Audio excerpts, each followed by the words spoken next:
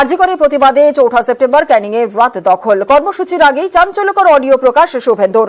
রাত দখল কর্মসূচিতে যোগ না দেওয়ার নিদানের অডিও। ক্যানিং পশ্চিমে তৃণমূল বিধায়ক পরেশ দাসের অডিও ক্লিপ। এক্স হ্যান্ডেলে অডিও ক্লিপ দিয়ে তোপ শুভেন্দু অধিকারীর। আগামী ৪ তারিখ সন্ধ্যা ৮টার সময় ক্যানিং এর রাজপথে ওরা রাত দখল করবে। সম্ভবত ক্যানিং হাসপাতাল মোড় বা ক্যানিং বাস স্ট্যান্ডে জমায়েত হবে।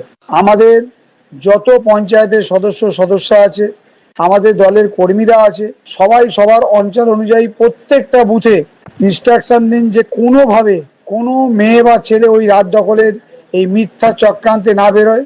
যদি কেউ এই ধরনের সেই দিন বেরোয় আর আমাদের নজরে আসে, তাহলে সেই দলের যে নেতৃত্ব তাকে আমরা সাসপেন্ড করবো দল থেকে, এবং সেই অঞ্চল থেকে কারা আমাদের দলের ভাবাপন্ন আসছে আমরা কিন্তু তাদের বিরুদ্ধে ব্যবস্থা নেব। কারণ দলকে চক্রান্ত করে কালিমালিপ্ত করে একটা ব্যর্থতা করার জন্য চেষ্টা করছে। এই চক্রান্তকে পুরো ফানুসকে আমরা আউট করতে হবে। অডিও ক্লিপে কণ্ঠস্বর তার মানলেন পরেশ দাসও। শুধু দলীয় কর্মীদের বার্তা বলেই দাবি তৃণমূল বিধায়কের। সাধারণ মানুষের জন্য কোনো নিদান নয় বলেও দাবি পরেশ দাসের। শাসক দলকে বদনাম করতেই বিরোধী দলনেতার পোস্ট বলেও তোপ শুভেন্দু অধিকারীকে। পাল্টা তোপ ক্যানিং পশ্চিমের তৃণমূল বিধায়কের।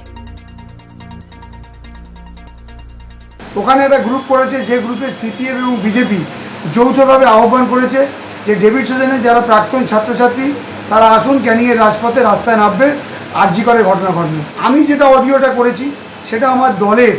এই মিছিলে কোনোভাবে কেউ ভুল বুঝে যাবেন না। যদি যান তার জন্য আমরা দলীয়ভাবে তার ব্যবস্থা নেব।